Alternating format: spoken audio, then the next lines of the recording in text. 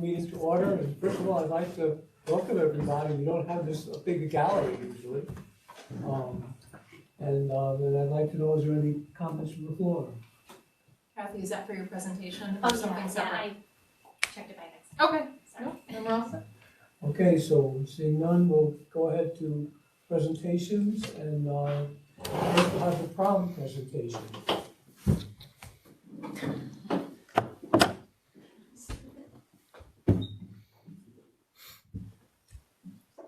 Is it gonna show like on here?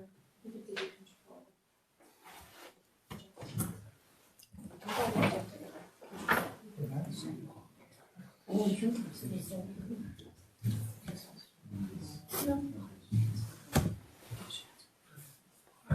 Yeah. There you go.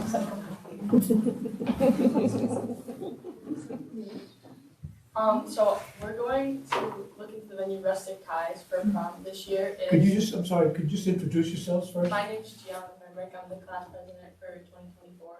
I'm Ashlyn Johnson. I'm the senior class treasurer. Thank you. The venue is Rustic Ties in Dodgeville, and the date would be Saturday, May 20th, 2023, from 7 to 11 p.m. This is the venue. It is indoor and out. It's indoor and outside.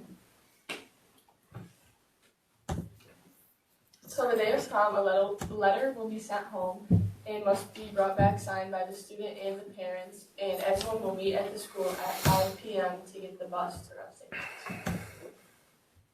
Some of the expenses, cost per person is $50 for their ticket. The cost for the venue's cost, it was $65, so any extra expenses are absorbed by all the fundraisers that we have been holding throughout the year. Cost of decorations and favors is $2 per person. Total cost of the decorations is just $350, and then the total cost for transportation $2,012.50, and then the total cost for the DJ was $400, and we're estimating about 150 to 175 people. The venue cost, back to the $65. It includes the dinner, the drinks, and the desserts. Due to inflation, rising costs have affected the venue's prices of these fees. Rustic Ties will cover the cost for all chaperones and bus drivers. We will be providing unlimited photos for all attendees. The class officers and class advisors request that the Canajoharie School District covers the cost of the school buses and drivers to transport the students between the schools and prom venue. This will provide safe transportation for all students, so then people don't go out of their way and actually go to the venue.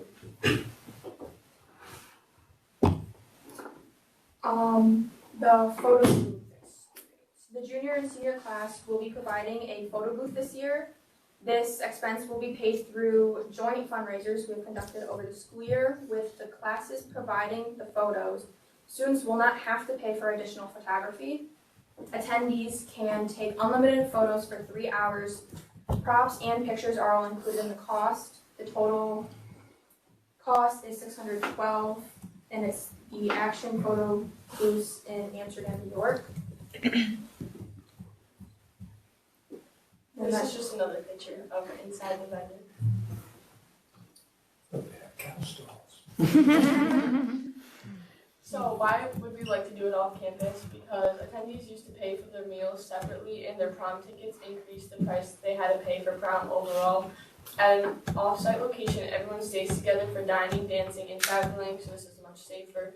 Students who choose to travel in limos must have the limos travel in between the two buses, and no one can drive themselves, and this ensures the safety of the students and their dates with the prom on campus and meals off campus. Students cannot be accounted for at all times. And that's it. Okay, thank you. Any questions? Okay, well, I'd like to, they asked that we would underwrite the cost of the transportation to and from the prom. I'd like to hear a discussion about that and any motions that anyone would like to make. I would make a motion that we approve that. I'll second that. Okay, any discussion? I think it's a great place. It's a great idea. Okay, all in favor? Aye. Opposed? Okay, well, we will pay for the buses, and have a wonderful prom.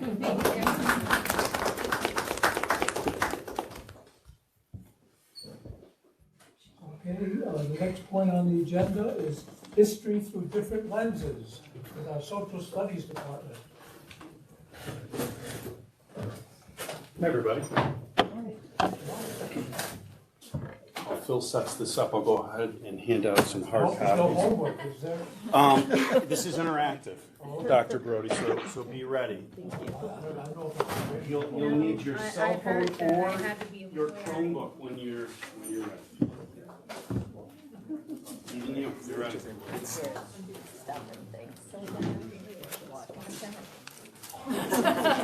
Good, we're Come on, you are a co-teacher of mine, Jen. I This know, brings that's why back I good should get times. one. You're right,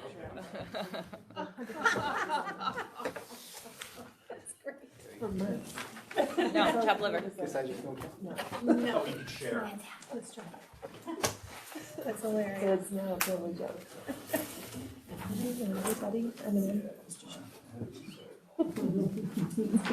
Well, first off, thank you for having us tonight. A couple months ago, Mr. Bettino came to us and said that we were going to have the opportunity to come and talk with you, which is a great opportunity because this is a new look history department, really for the first time in 12 years. And I wanted to take a few minutes and just kind of give you guys an overview of who we are. I know many of you we've worked together. We've had your kids in our class, but again, this is a new year. We're really headed in a new direction. So Jody Viscani, who unfortunately couldn't be here, and Terry Schwab, Justice Parker, Phil Schaff, myself, Phil Horner, we have over 90 years of experience, 90 years of education background that we bring to Canajoharie School District. And that can be kind of deceiving because 90 years can either be a really good thing or it's 90 years of being stagnant in the same place and really not wanting to change. And that's the opposite of what we are. We're the opposite of stagnant. We're very proactive. We collaborate. We take pride in being a team. We're constantly looking to modify our curriculum, constantly looking to give the Canajoharie student the best experience that we possibly can. And we understand that with different directions and as education changes, so do the times. So kind of the gist of what we're going to get into today is really how we address those sensitive quote-unquote subjects. So one of the things we want to make sure and address, and we have paper copies, but we also wanted you guys to get into this just to have a little glimpse at what we do. So we kind of put a collective, like, hey, what would a student see in our classes collectively?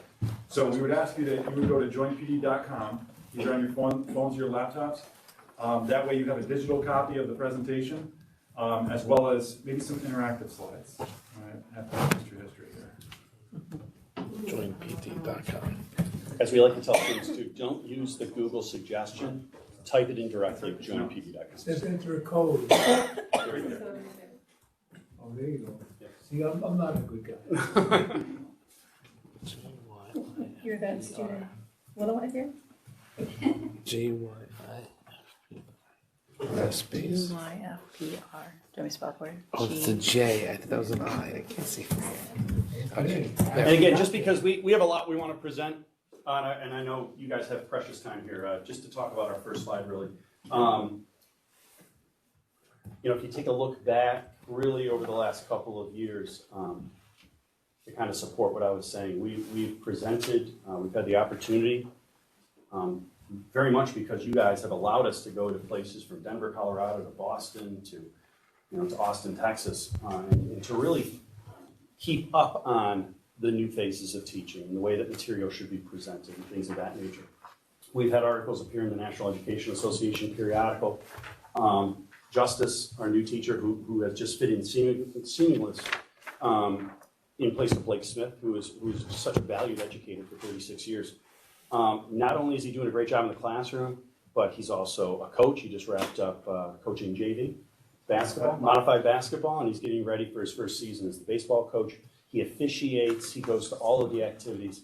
And again, the reason I bring this up before we get into the nuts and bolts is that if I'm a stockholder in Canajoharie School District, I want to know you know, I'm a taxpayer, I'm a parent, I'm a student, I'm a board member, that we're on the cutting edge, and that you guys are getting a good return in what you expect from us. And I think we are a very good model when it comes to the high school and the district as a whole for doing that. And like I said, giving our students the best experience in and out of the classroom as possible.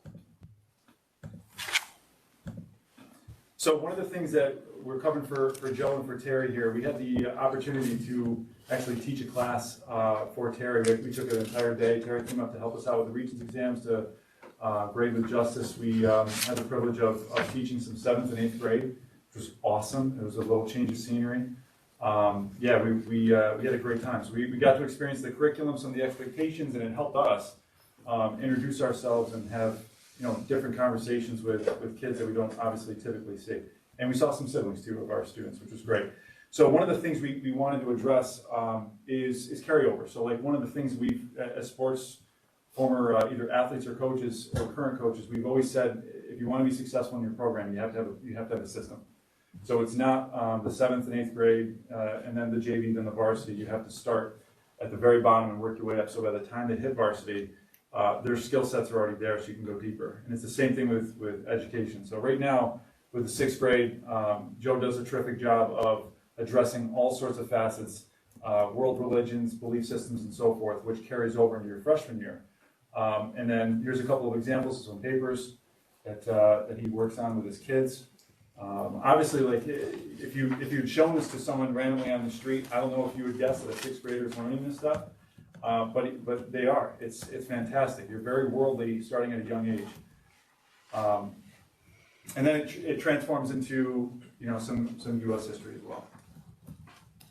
Right, and what's nice is, you know, when Phil and I decided, excuse me, to kind of redevelop the Global 1, Global 2 curriculum a couple of years ago, we noticed the overlapping, and that's kind of how we developed our new curriculum. And now the emphasis 6 through 12 is really, it's the vertical alignment. And we're noticing there's overlapping in all of these. So rather than have the kid feel the experiences going from one classroom to the next classroom and a new teacher every year, the material is re-emphasized. And, you know, like Phil said, Joe and Terry do a great job laying a foundation that when they reach Justice, Phil, and myself, we dig deeper with. We delve deeper, we give them more background on. I think it's a better experience for the kid. It certainly makes our jobs easier. But I think this year, more so than maybe in the past, we're kind of all on the same page, and we're looking at what are our goals as a department as a whole. And a lot of that is religion, belief systems, how minorities and different ethnicities have been treated throughout history. I mean, this looks like a curriculum that you would see probably, you know, your junior year in high school. You know, industrial age is something we cover in global. The civil rights movement from Martin Luther King Jr. to Rosa Parks to, you know, Brown versus Board of Education. Again, that's junior year. They're getting it in the middle school. We're already introducing it to them and making sure they have a good foundational understanding of it. Yeah, and you know, as we proceed with that kind of vertical alignment, and as the regions has changed over time, you come to American history, and one of the themes is perspective. One of the big things that's, whether you're in Global 9, Global 10, or U.S. history, is focusing on perspective. So this is just some examples of some of the things that we've been focusing on through the course of this year, really around this theme here, right?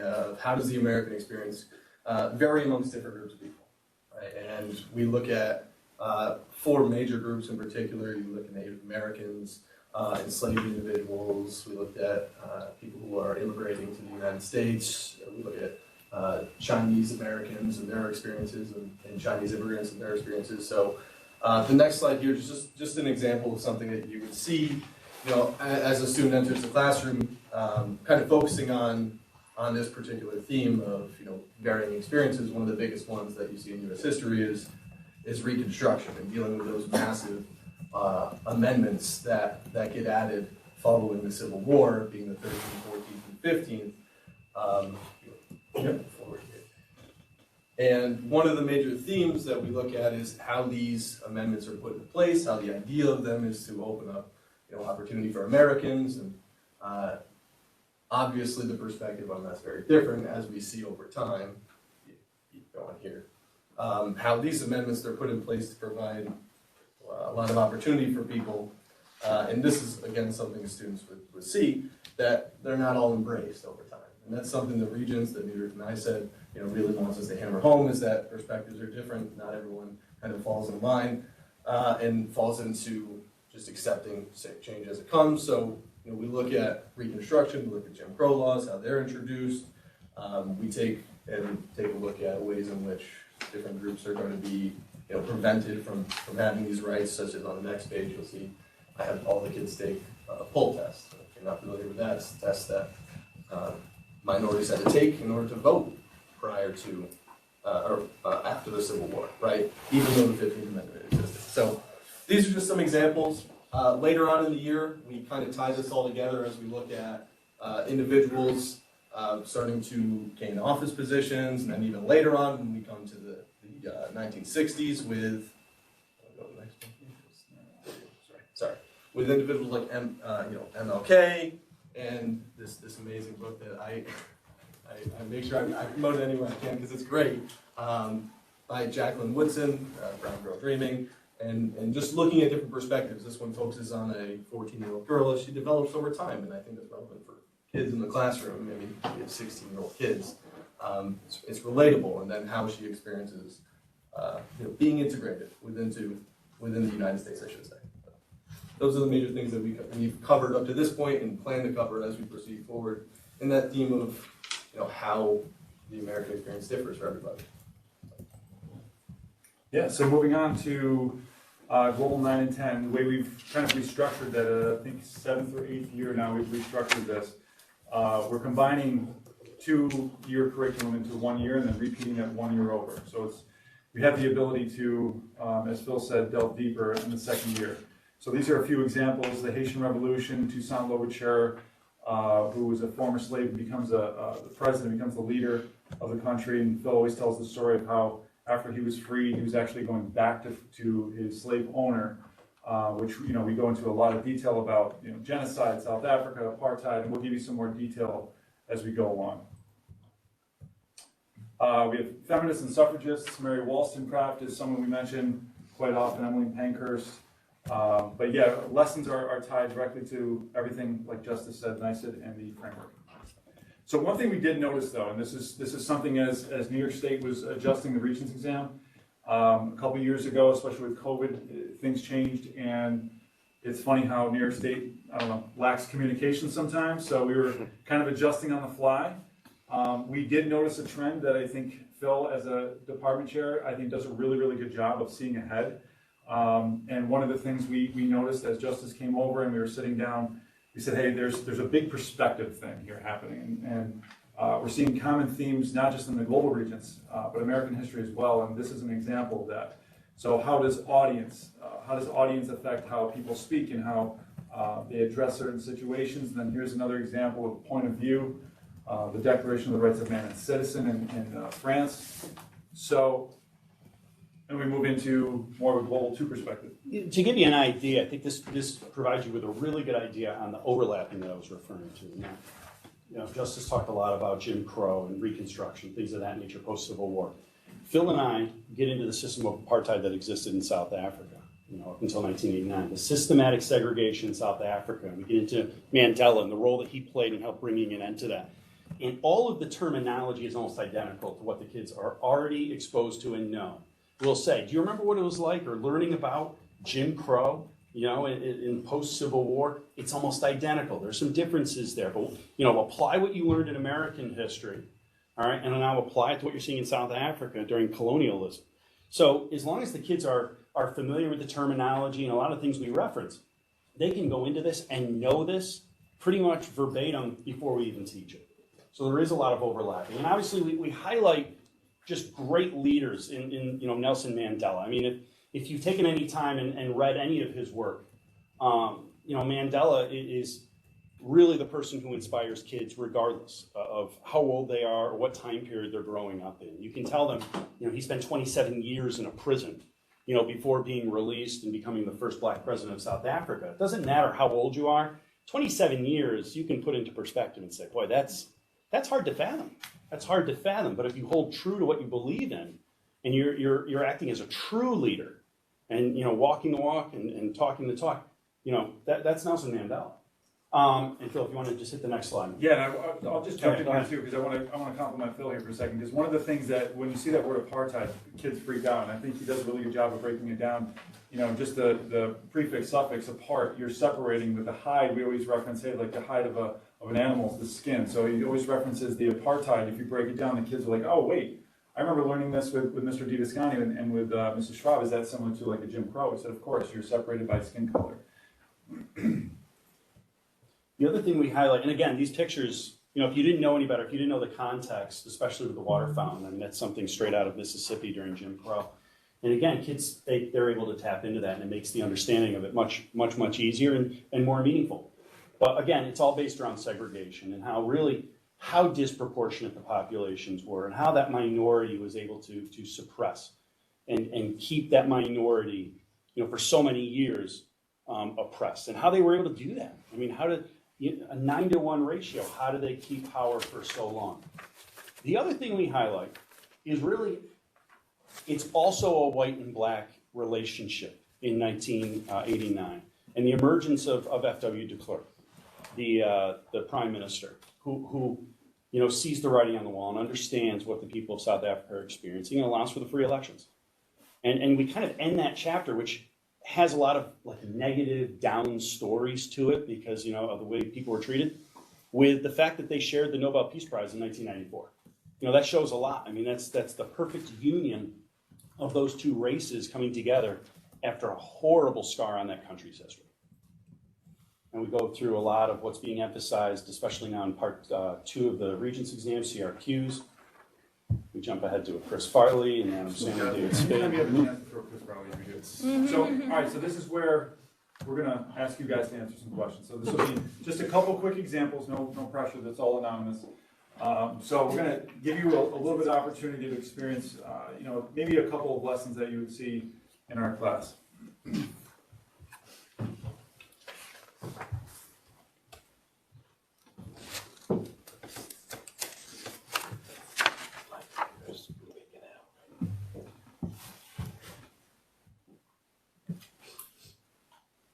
So the question was, what percentage of the world did Great Britain own? The answer's probably there. It's probably on the CRQ, but I can't see it. Stop cheating. The answer is, and it looks like it's a tie between 15 and 20%. Ooh, 15 just, all right, so watch, this is the magic trick. As soon as we give the answer, all of us go to the right one.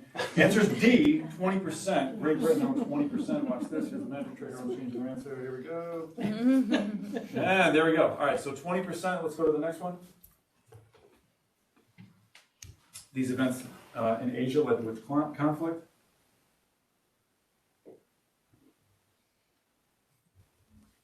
And with a lot of these, you know, Asian imperialism questions, it's very easy to tie into present day. You know, with marketing, with corporations, it's pretty easy to say, see the parallels, and we have a slide here we'll show you in a minute. The parallels between the imperialism of China, for example, and India, to going into the Congo and seeking resources in the Congo present day. And this coincided this year too with the Russian invasion of Ukraine. So for a teacher, it's like, listen, let's take a look at what you're seeing on the news and compare it to what happened in 1914. There's a lot of similarities here. Yep. Does anybody know the people? We always ask this question. Anyone know the people here? Representative countries? Mr. Apollo's a former history winner. So make this hard. Queen Elizabeth, yeah. Queen Elizabeth, China, Japan, yep. Great Britain. Good. World War I, here we go. Moving into, oh, come on, there we go. So this is another example of something. World War I. Yep. Sorry, did I say that? Like you just work all together. Sorry. I get it right. I love that you wanted to talk about it.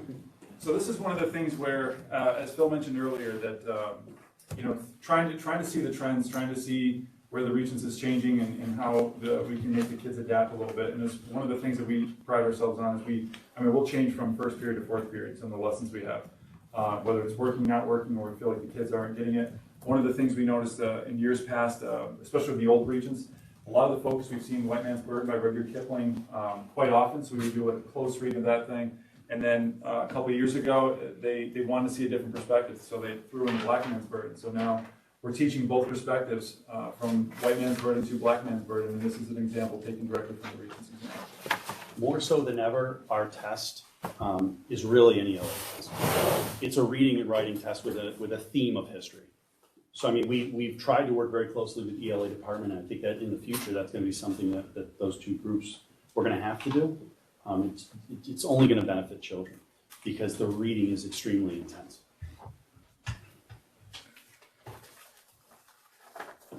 So if you want to take this one, this was a great, Yeah. you do a great job. Again, it's based on perspective. What do you think is happening here? We'll have the kids answer. How would the actions in this image be perceived by the Europeans, from their vantage point? How would the actions in this image be perceived by the natives? Same action. We remind kids, listen, it's hard to think these individuals existed at one point in history. This is, we've plucked this picture, but each one of these individuals was an actual person at some point on the timeline of history. But it's the same thing. Everyone looks fairly happy, fairly content, but the perception of the action is vastly different. So it looks like they're learning English, and it looks like to be a very, admirable thing. But what's not being projected back to the Europeans is that, the European nations are going in and making these people assimilate, which they may or may not want to do. So there's an element of force here that propaganda-wise would be projected back to the Europeans one way, but be perceived by the natives a completely different way. Yeah, and the example we always use, Phil, we always talk about King Leopold II, who really doesn't get the negative attention he should in history. Like Phil said, back in Europe, he's telling people he's Christianizing them, he's educating them, he's building hospitals, vaccinating them. When the reality was he was using the Congo as really his own personal bank account and taking rubber out and just terrorizing really women and children to force the men of the Congo to work harder and to produce more rubber. And so this is the present day connection. The kids actually love this one. It's very, very relevant for them because it's currently happening. It's in their pockets.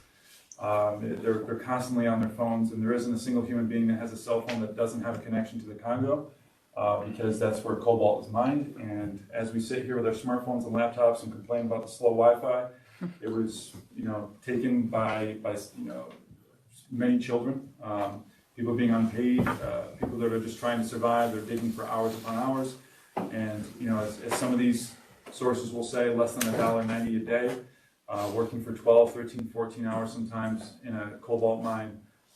So there's a very direct connection between what we used to think is conflict minerals, which are now the 3 T's and gold, which is the tin, tungsten, and tantalum that we're really going into African nations and trying to mine so the developed nations can survive with their cell phones. So that's one of those connections we like to make with the imperialism project that we talked about earlier. One of the things that Phil and I have really benefited from, and I know this is the initiative that you guys are continuing along with, and the kids absolutely love it, let me tell you, just really the way we're using the space in the high school. And we've benefited, I think, maybe more than anybody, but the new furniture that we were allotted and the Chromebooks that the kids have now, the way we present has changed. We do more of a conference presentation where the kids will do multiple presentations, maybe for shorter periods of time, and then the audience will rotate.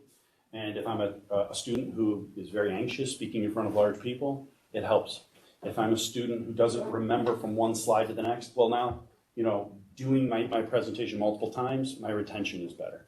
But the space is ideal for this, and the kids love it. And it's gone, I think, from kids getting nervous about presenting to they actually have the skills and start to feel confident. That's one of those big growth things. And, in today's world, they need that face-to-face, presentation.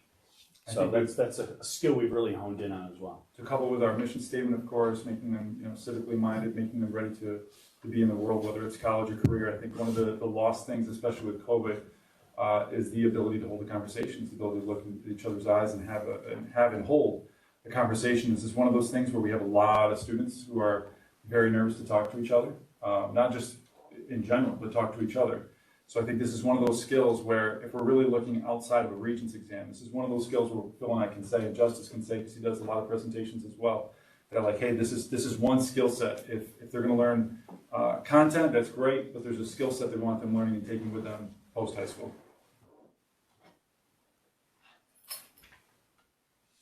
So this is just a quick example. We do a website for the kids. I shouldn't say it that way. They do their own websites, but how we do vocabulary and everything, this is a good example. This is Alexis Bernardo's site. What we wanted them to do is we know that organization sometimes for high schoolers is a questionable skill. So what we found is that if we put it digitally, it's with them anywhere. So they could be in a dentist chair, within the waiting room, and saying, oh, I have a quiz tomorrow. Oh my gosh! So they can pull it up on their phones. It's right there for them. They can go over some vocab. They put their projects on here. So every single topic is done digitally, and they submit it digitally, and that way, even their presentations can be embedded in there as well. Here's an example of one of Alexis's presentations, all embedded in there. That way she can study if she's in a study hall or anything. There's really no excuse. Excuse me, Phil, we're not following you on our You just computer. gotta click that one. Okay, Yeah, the click. link I think is, Oh, yeah, I'm sorry, no problem. my No bad. problem. No. No?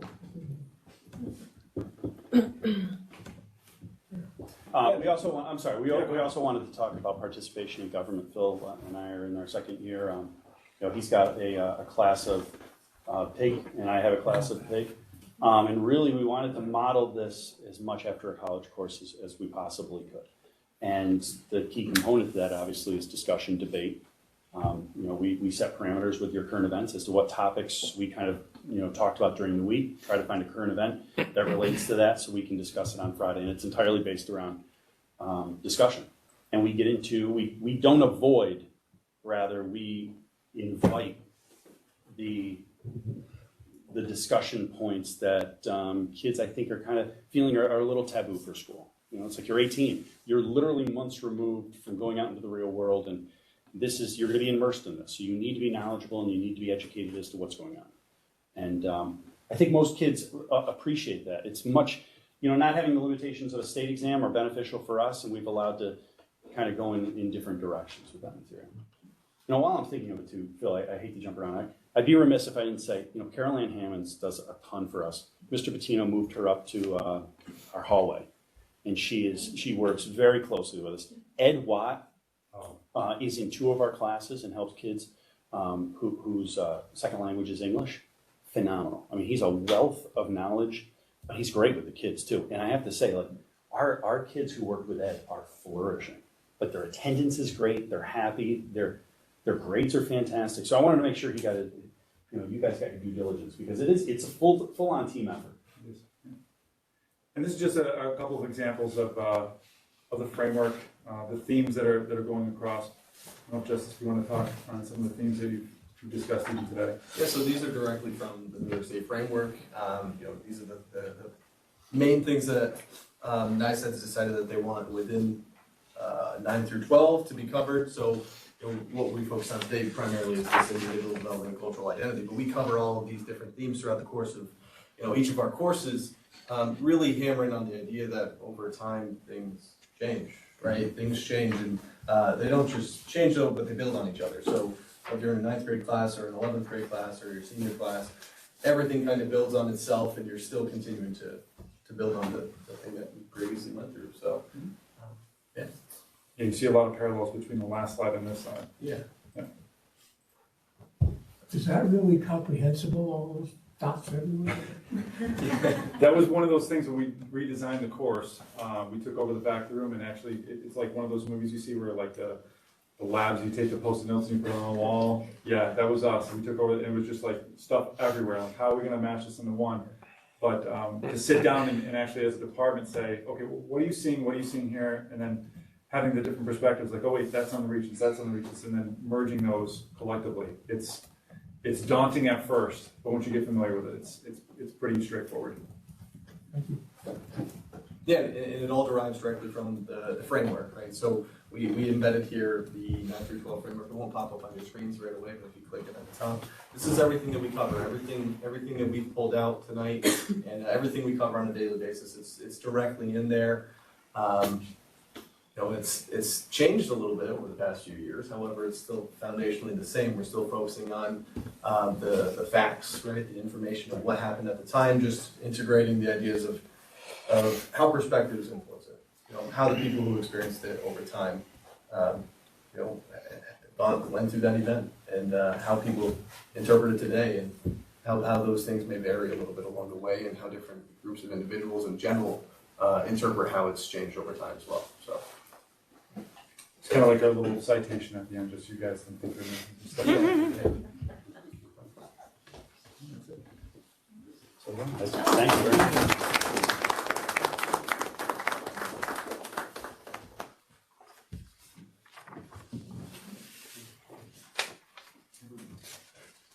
Are there any questions? Yes. When there are issues that come up about which there's some controversy or disagreements, either contemporary or in the past, how do you deal with that? You know, for instance, let's say the police brutality. You know, how, you know, there's gonna be different opinions about that. Defund the police, you know, give them all they need, whatever, you know, just, there's a whole, you know, any time in history, there's disagreements. One of the things we've really tried to be really thorough with is to impress upon kids where you're getting your information from. I think that's a good place to start.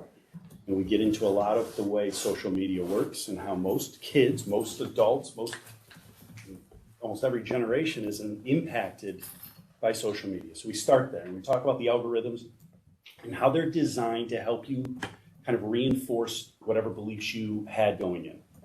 The other thing we would do, Dr. Brody, is really embrace the discussion and embrace the differences. As opposed to, I think in the past, I think schools were almost a little bit, I don't know, afraid if that's the right word, but you wouldn't want that dialogue where we embrace it. Let's talk about it. What are you hearing? What are the facts? How should you feel? How do you feel? And you know what? At the end of the day, we always tell kids, listen, not seeing eye to eye, maybe having a little bit of conflict and a little bit of disagreement is not a bad thing. Disagreement is not a dirty word. You don't disagree in North Korea or Iran. Everyone thinks the same way. I can disagree with Phil and still be, you know, a dear friend of his. And we can do it, you know, through facts. We can do it through opinions. We can do it through the way he was raised, the way I was raised. But at the end of the day, hey, all right.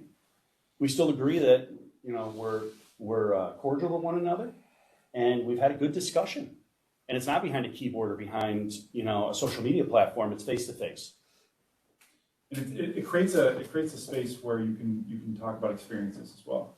So you know, two different people look at the same facts and have two different experiences based on those facts, and it allows those two people to open up and have a discussion. Whereas if the issue didn't exist and the difference didn't exist, would there be a conversation between those individuals? That might not. So we look at those as opportunities. I always go back to sports. I'm sorry, but I think of like the best sports debates. Those are the ones where you have a Red Sox fan and a Yankees fan going head to head. Those are the best ones. We look at those like, oh, this is great, you know. So then the other team would like to back up their side, their opinion with facts, and it forces you to know. It forces you to look into your own belief system and say, oh wow, was that really the way it was, or am I thinking facts, or am I thinking just opinion? Do I have anything to back up what I'm thinking? It creates a dialogue. We have something. It's an article probably 3 or 4 years ago. Of an individual who posted something on Twitter in China, and China took him in, and not him himself, but the family was detained because it was considered dissension. So it was one of those things where as soon as we have someone who's like, that makes me uncomfortable. All right, let's talk about that, because I think that's an opportunity where we not only just have to talk about it, we get to. It's that difference maker in that situation where we can say to each other, hey, this is great. We have differing opinions. We don't have to be monolithic. We can have different opinions and actually gain knowledge from that. And one thing I think about in my courses, I really hammer the idea of, you know, if you really want to have a perspective on something, you need to fully know the other side. So you need to research the other side fully. You need to be using sources from the other side, and then use that as a reason why you think it's not true, or why you disagree with it, or why you can't lean that way. And we see that.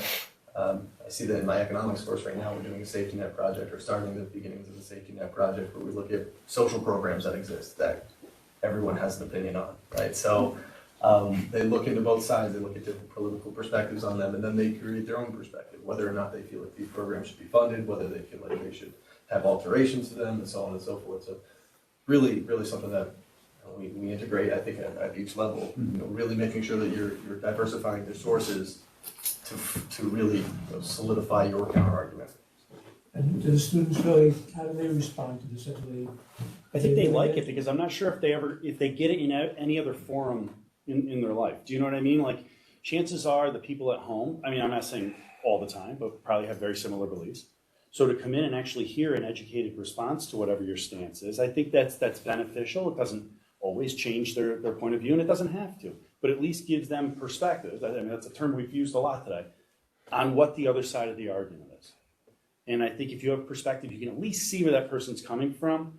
I think you look at it as maybe not just the issue, but this is that person. And it's not just, you can't make blanket statements. Kids respond well to it. I think it's one of the things that they enjoy coming back from being, from quarantine. It's like, hey, we're all in the same room. This doesn't work the same way if we're on a screen. You know what I mean? Like we're gonna sit in a circle, we're gonna have a discussion, face to face.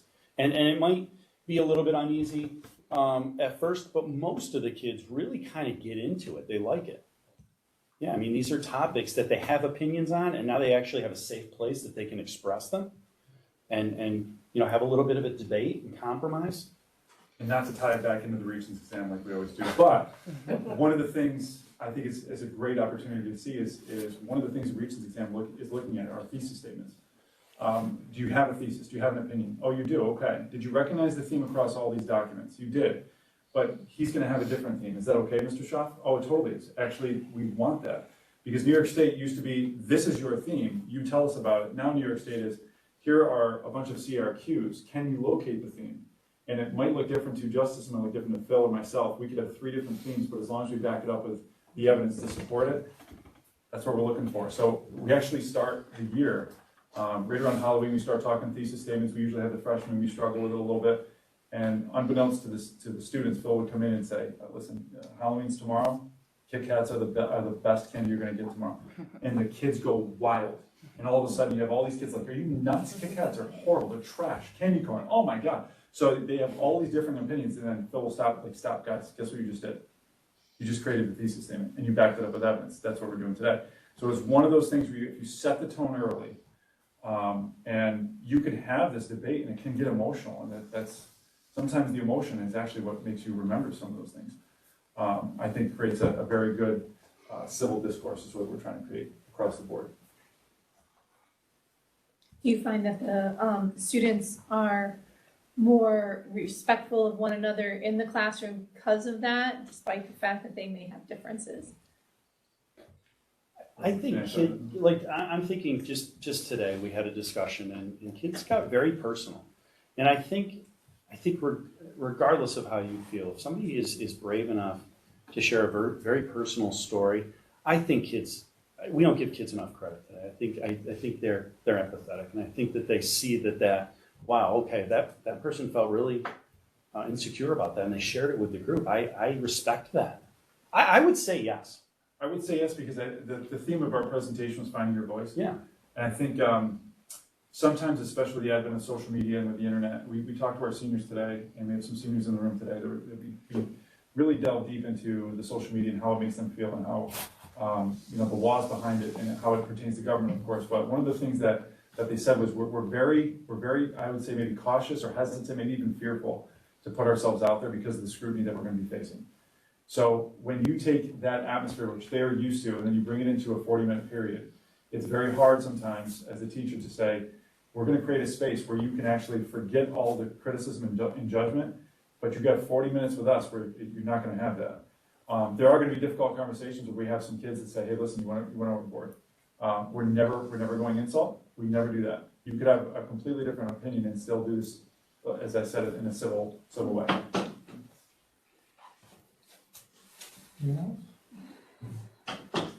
Okay, well, on behalf of the board, I want to thank you very much both for the presentation and for the approach that you're taking to teaching our students. Thank you. It sounds really exciting and wonderful, so thank you. Appreciate it. Thanks for the time.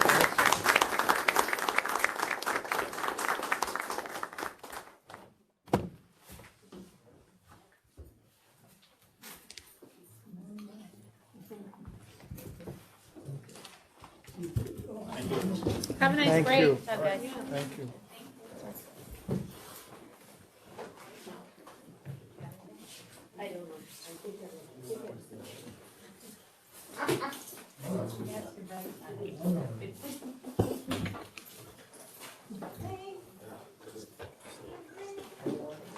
Okay, so, we gotta stay down, there's only one. Hey, look at him trying to run. Where you going? Okay, there's nothing else on the agenda at this point. There are two things that I would like to suggest. One is, if you all are interested in doing it tonight, if not, we'll put it over to March. Would be just a brief report on the municipal lobbying effort. And the other thing is we do have one small point for the executive session. So what's your pleasure? You want to hear the lobbying report tonight or not? March. March? March. Sure. Okay, so March it is. You don't want to hear from me, is that it? No, I don't know, but I think Okay, well, in that case, I would entertain a motion to go into executive session. Motion to go into exec. All in favor? Aye. Good seeing Good you. night, everyone. Have a great night. Good.